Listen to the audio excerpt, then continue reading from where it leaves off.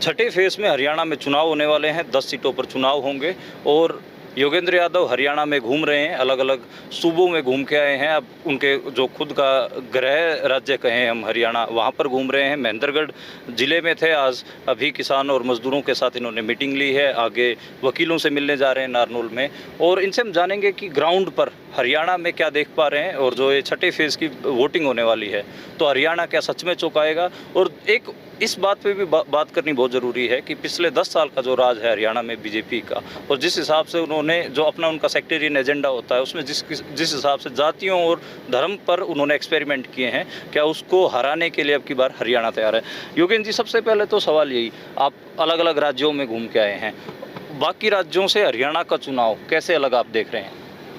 देखो, मैं 6-7 राज्यों में घूमा हूँ। अपना तेलंगाना, कर्नाटका, छत्तीसगढ़, राजस्थान, पंजाब, उत्तर प्रदेश और बिहार। इस चुनाव में ही मैं घूम के आया हूँ।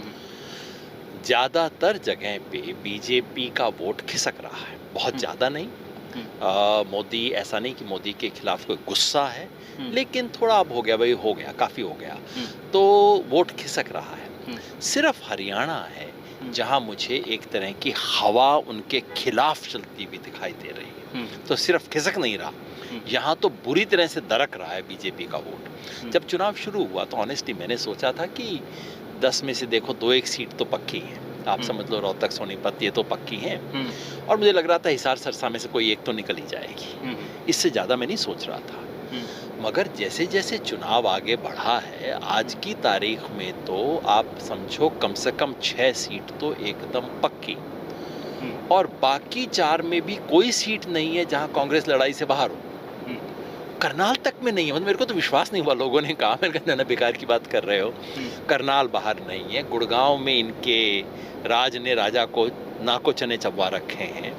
तो सब तरफ वो है। तो मतलब अगर 8 भी हो जाए तो मुझे हैरानी नहीं होगी, और अगर गुड़गांव या करनाल में से कोई निकल गया फिर तो समझिए 10 की 10 गई। तो हरियाणा में 3-4 चीज़ हो रही हैं। एक तो ये कि यहाँ विधानसभा चुनाव के चलते वो तैयारी पहले से शुरू हो गई है। तो एक तरह से विधानसभा चुनाव का ट्रेलर चल रहा है हरियाणा में तो। और उसके मैं कई अलग कारण देखता हूँ। देखो, एक बुनियादी कारण तो है कि ये 35-1 की जो राजनीति इन्होंने चलाई थी बीजेपी वालों ने, एक बार तो चल गई, वोट भी मिल गया, और नफरत के बीज भी कोई बोए।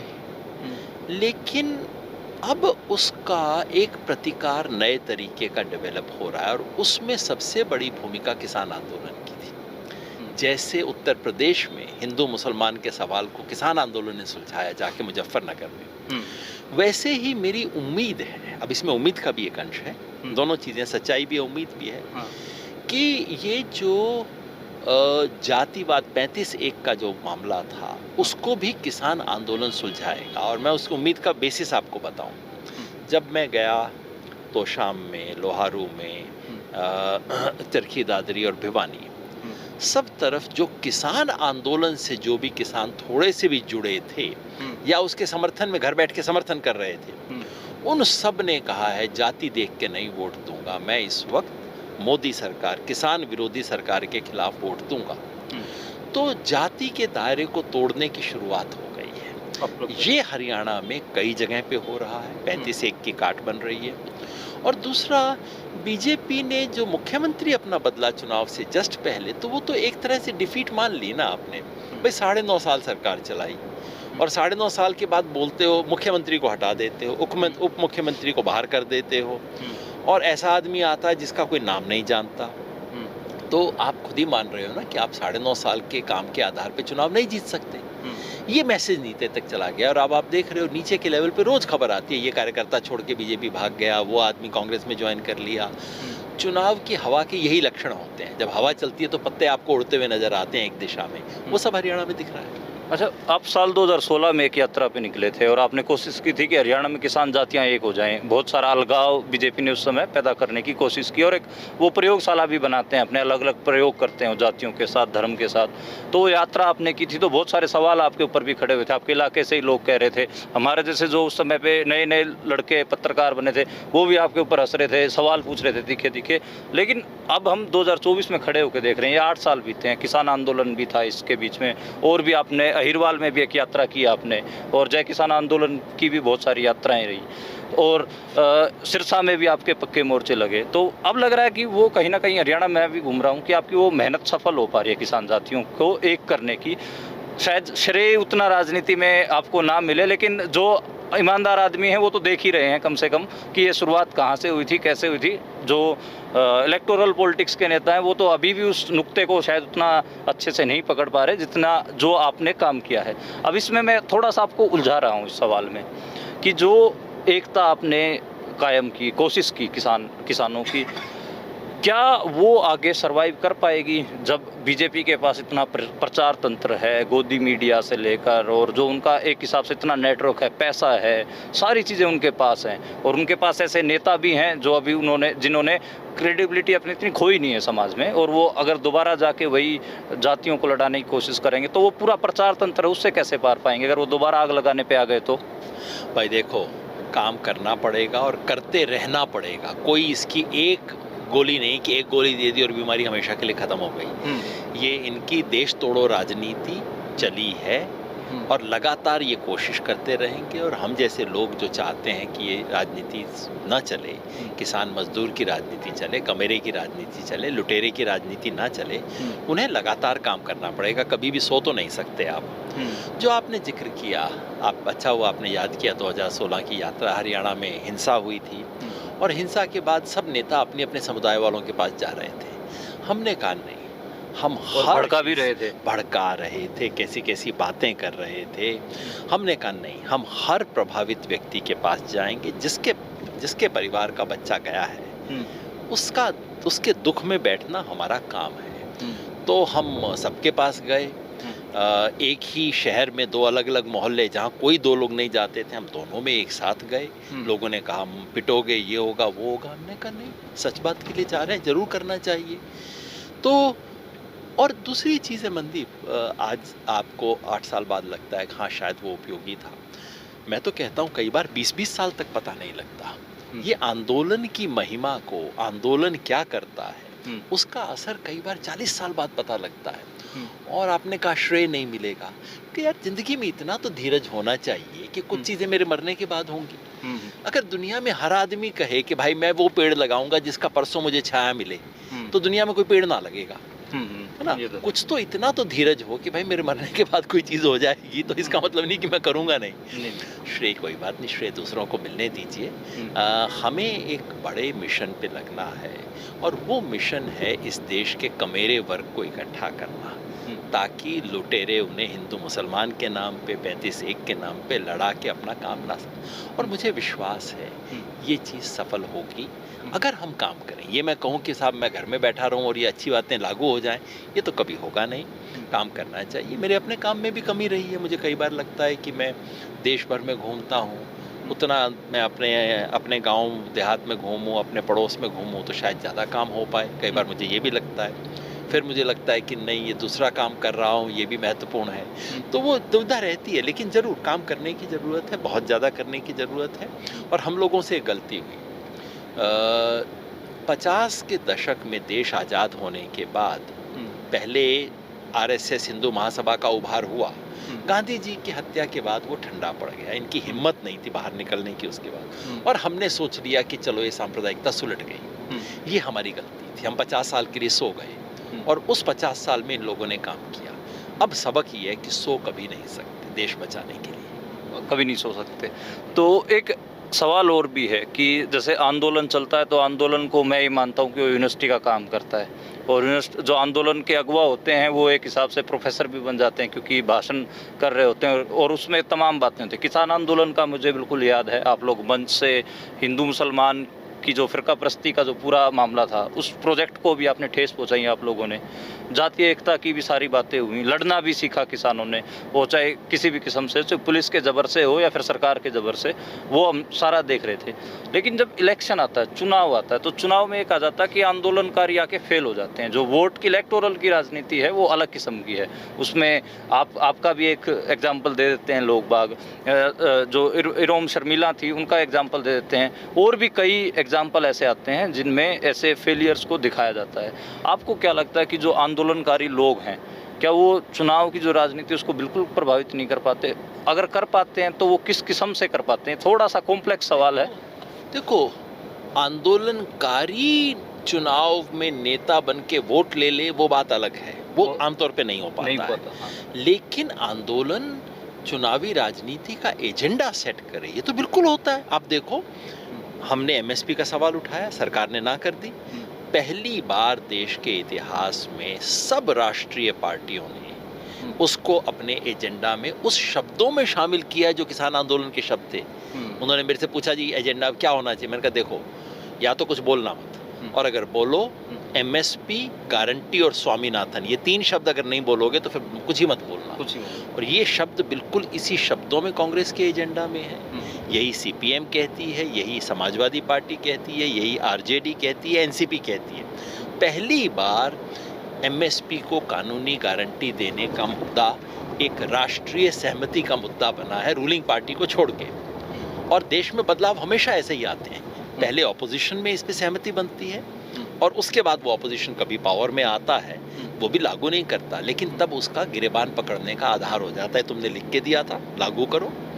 तो उस तरह से होती है। तो बिल्कुल मैं समझता हूँ आंदोलन की बहुत बड़ी सफलता है। और दूसरा एक और बात कह दूं मनदीप, अगर बीजेपी हार जाती है चुनाव, जो कि मुझे आज लग रहा है, हार मतलब 272 सीट नहीं आती, कोई कुछ बोले या ना बोले, इस देश का जो प्रधानमंत्री बनेगा ना, आगे से बोलेगा भाई किसानों से पंगा ना लेना।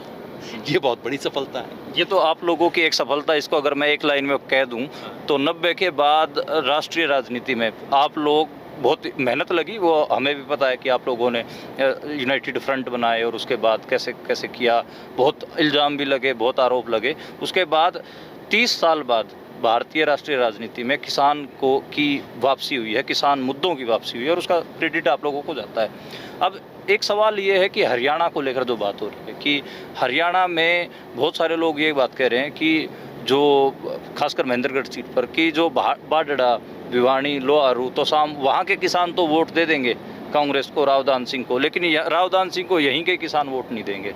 आप तो घूम रहे हैं यहाँ पर। ऐसी बात नहीं है। ये तो अब बीजेपी वालों के पास और कुछ कहने को बचा नहीं। जब उनको पता लगा कि उनके कैंडिडेट को उसके ही इलाके में उसके ही समुदाय के लोग वोट नहीं दे रहे हैं, तो अब क्या प्रचार करेंगे आके? अब प्रचार करेंगे कि दूसरी जगह पे वोट नहीं मिल रहा। ये तो कहने की बात है। ये बात ज़रूर है कि बीजेपी यहाँ आके ज़रूर 35-1 का खेल खेलती है, खेलेगी।